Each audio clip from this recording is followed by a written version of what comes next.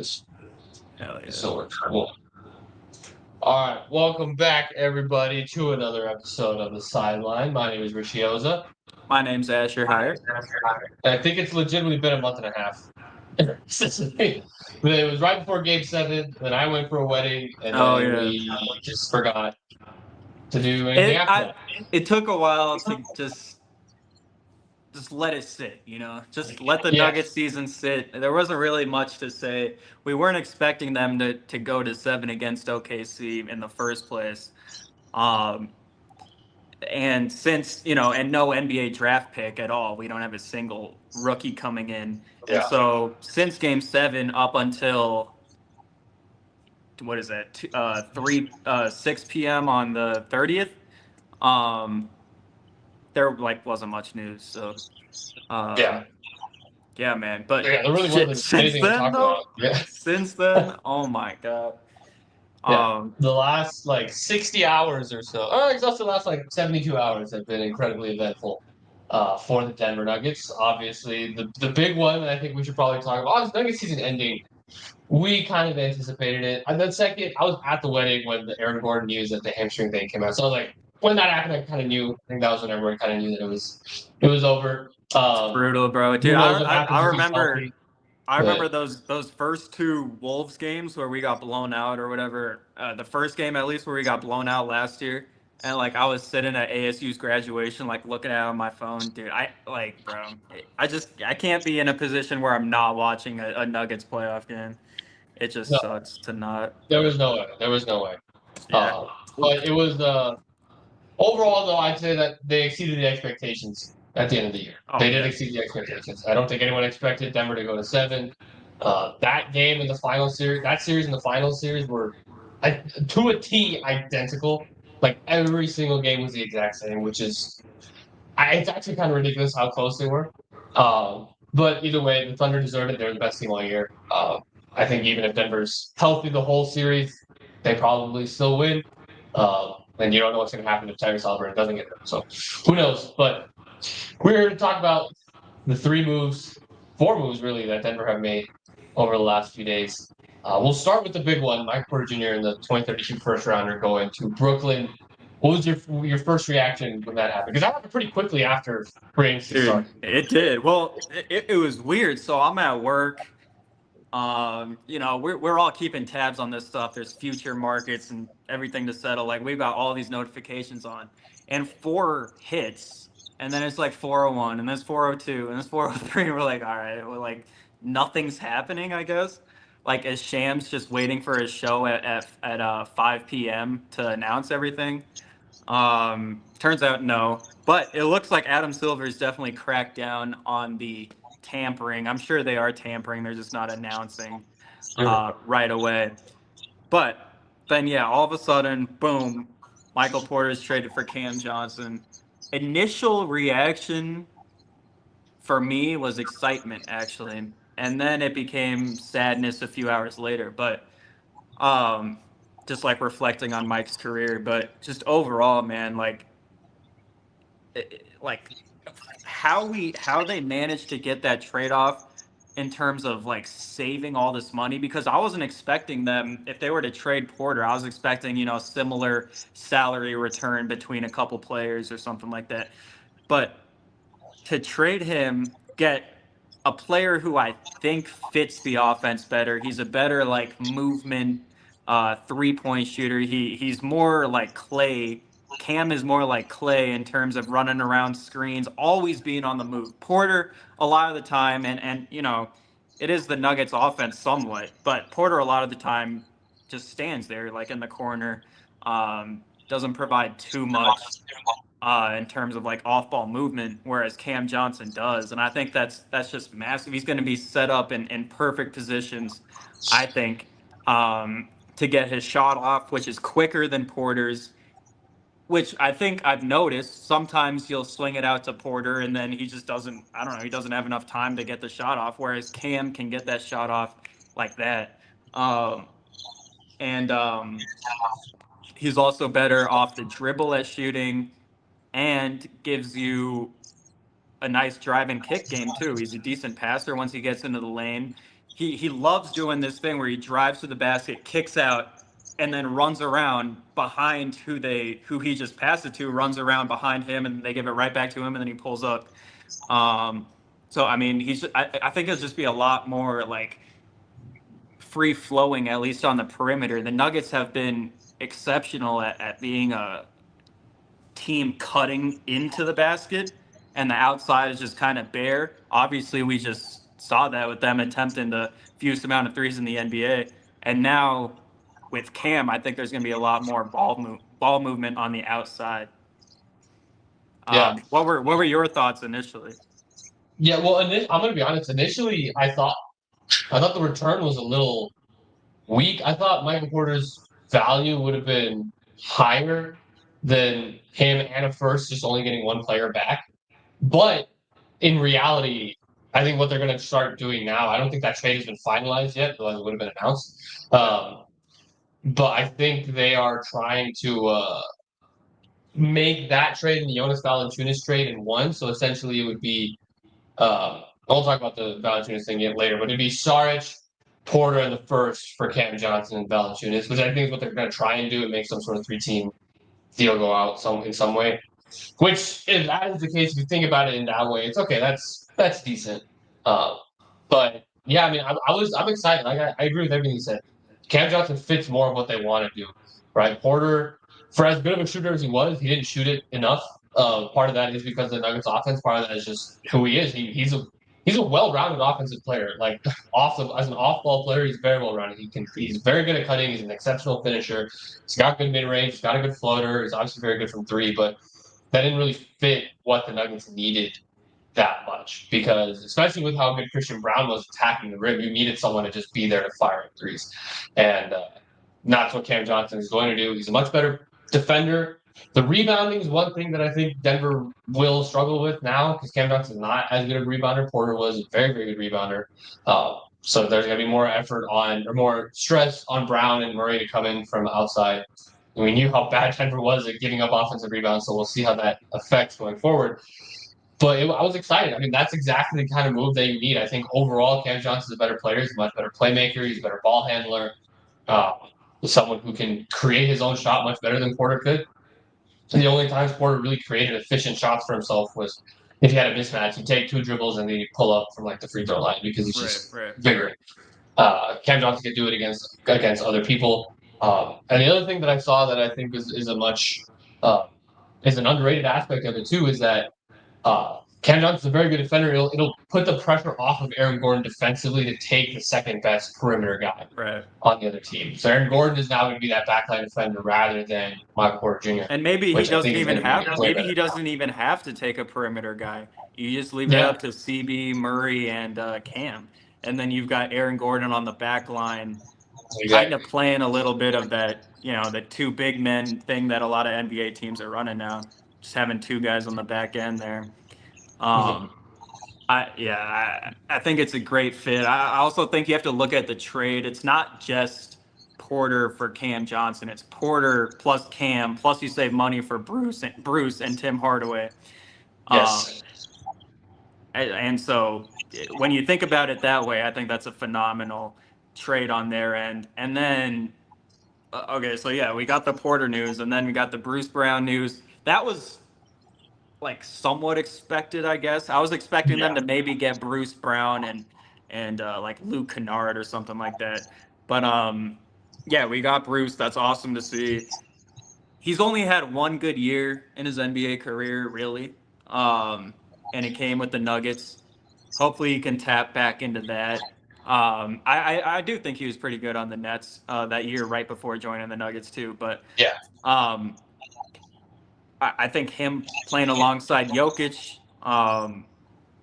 he just knows the role here. I think his previous teams is like, okay, is he like one of our top like 4 or 5 like scoring options here? Like, no, he can't be. But to just be on the bench, know your role, perimeter defense, cutting, energy, corner threes. He knows his role. I think that's a good pickup. And then, dude, this trade might have even been better to get rid of Saric for Valanciunas. It's unbelievable, bro. Like I thought Sarge. This was I heard this on DNVR, and it was an interesting point. Like, did Calvin Booth give Saric that 2-year contract thinking he would be able to trade that money in his second year, just as the Nuggets just did? Like, because when we signed Saric, we're like, 2 years? Like, really, all this money for 2 years?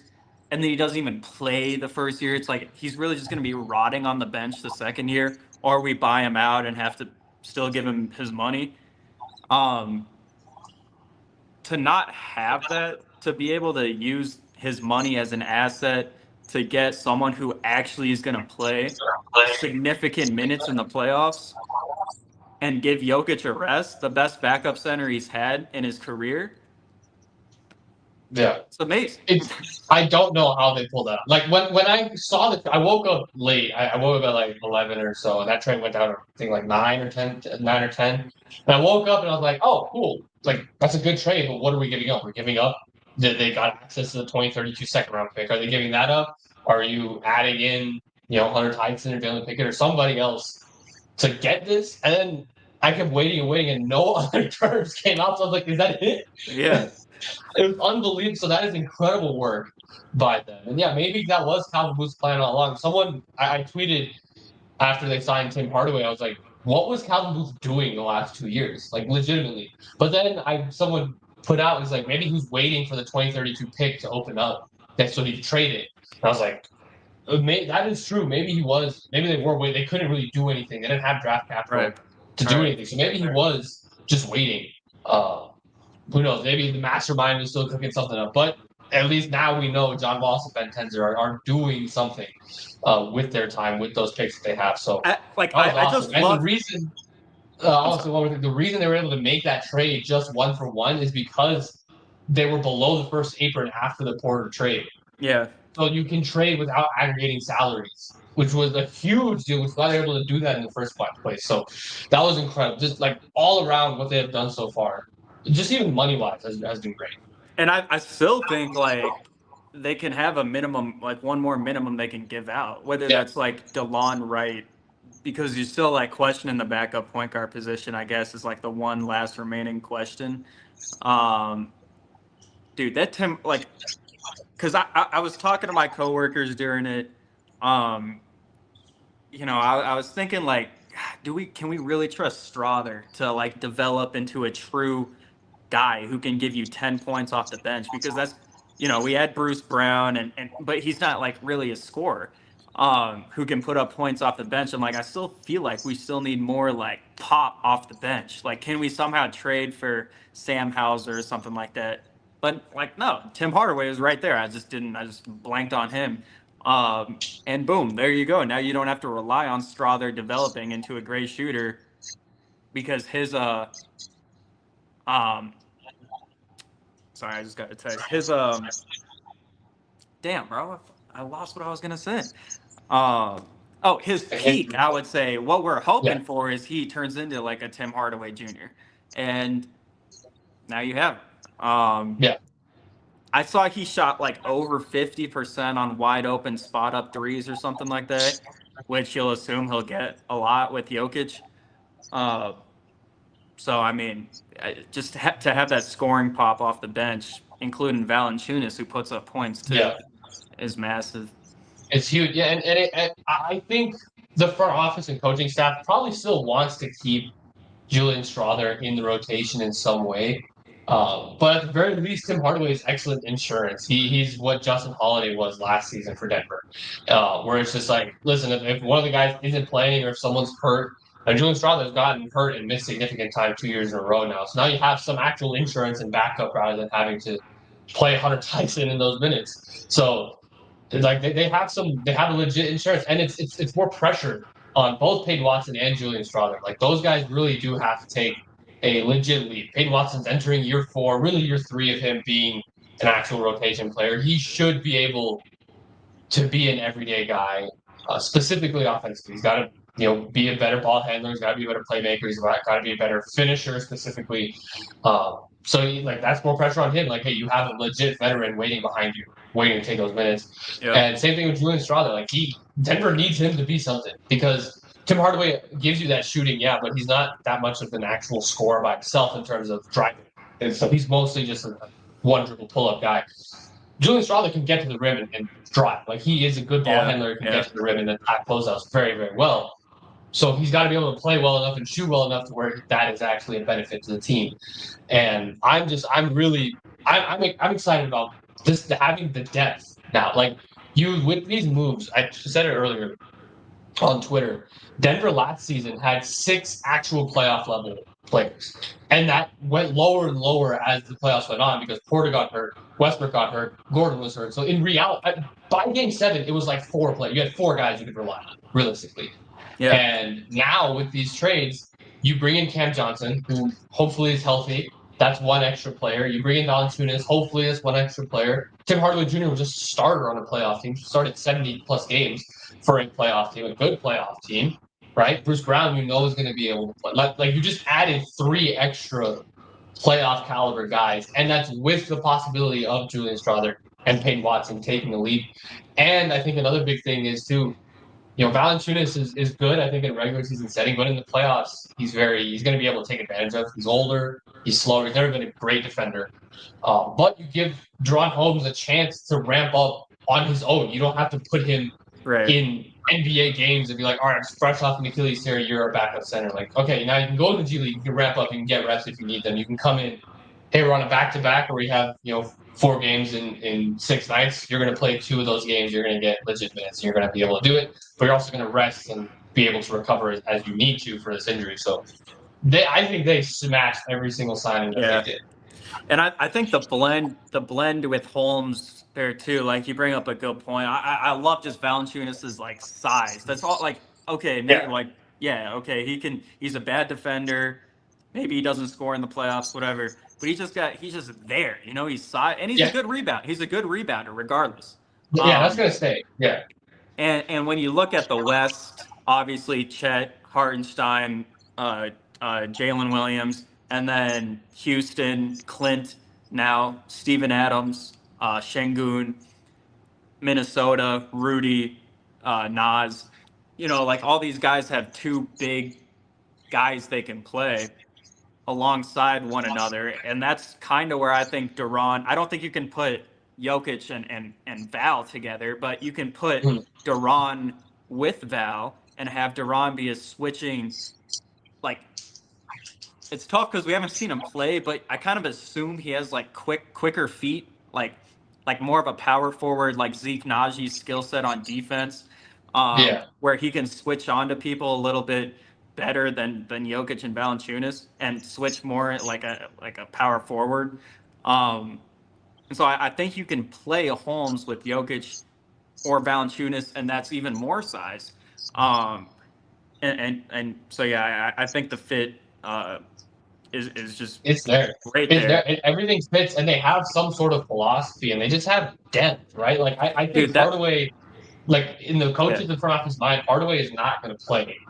But hey, what if Julian Strother doesn't take the lead? Then you have someone who at the very least is gonna shoot 35-36% from 3. He's gonna be better than Strother on defense. Hopefully Strother's better now.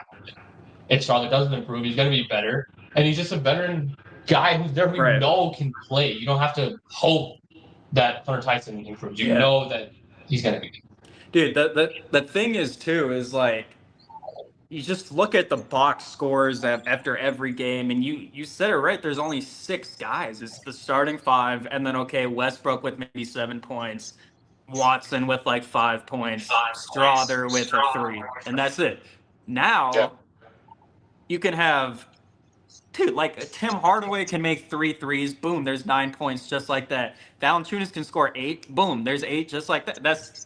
What is that? That's 6, whatever the math, 17 right there. And then Bruce Brown's going to give you 8. That's 24.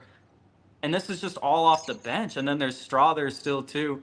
And it's just stuff that like production that we just weren't getting at all. Yeah. And you look at other teams, it's like, damn, Aaron Wiggins comes in and puts in 9 points. And that's the difference in the game. The Nuggets lose by Yeah. 6, and it's because Wiggins made 3 threes. And now you have something to counteract that with.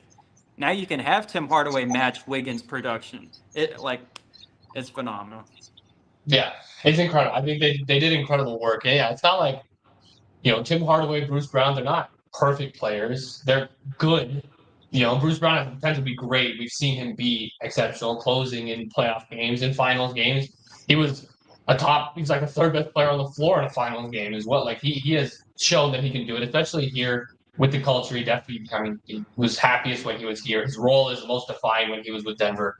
So that's a big thing. But like Tim Hardaway is not exceptional. Valanciunas he might not be great, but he's just there, and you know that he could play on a game-to-game basis. And Valanciunas last year, when he was with Sacramento, was actually pretty good. Like, he had a positive on-off swing. Dude, he for a team that destroyed was the really Nuggets in that one day. flux. Yeah. Yeah, with on offensive glass, like he's good. Like he can still give you productive minutes. Yeah, I gotta get going. This fucking sucks. No, I have to get going in like 2 minutes. I hate to Okay. get like out of this rhythm, but You're good. You're good. I gotta go. What's the last thought? Last thought that you got? Give me DeLon Wright. Because I think perimeter defense, like just those guys who are kind of like defensive, like demons, I guess is how you describe it, like a Case and Wallace, and DeLon Wright's not that, but to have DeLon and Bruce Brown out there on the perimeter, just running around and causing chaos, I think would be great. Because Murray's not going to give you that. So. Yeah, neither will Jalen Pickett. I'm confident Jalen Pickett can be fine in like a Monte Morris type of role where he's going to be okay. But yeah, I think they need one more perimeter defender, point of attack guy, someone who can give you minutes and points if they need to. Honestly, I'm fine if they bring back Russ. I'm okay with that. I don't know. I think his market is kind of dried up now with no New York and no Sacramento. So I think, and no Dallas either with them getting D'Angelo Russell. So we'll see. But I mean, hey, I'm excited. This is 10 times better than what I expected Denver to do. I was very much expecting them to just run it back. But now that they actually have some sort of vision, I'm excited. And we'll see. Are we calling our front office Ben Wallace? Can we just refer to them as Ben Wallace? Ben Wallace is good. I think John Tenzer, because Tenzer's a cooler last name. Okay. So I think John Tenzer, but Ben Wallace is also good. Ben Wallace traded for Cam Johnson. Ben Wallace traded for Cam. All right. Well, cool. After have fun throwing the first pitch. Shit, dude. I hope I just don't embarrass myself. I wonder, dude, if I throw to Hunter Goodman, that shit would be amazing, bro. Hopefully that'd be so cool. Catch. Yeah. Hopefully it is. Yeah. Maybe you can request. It's like, yeah. See what it is. We'll see. Can Chris Bryant catch him? He's injured. Oh yeah. Can't be a bunch. All right. Well, short episode, but we'll try to do more of the offseason, especially summer league goes. So yeah, we will get going. Appreciate it. Thanks for watching. Peace out.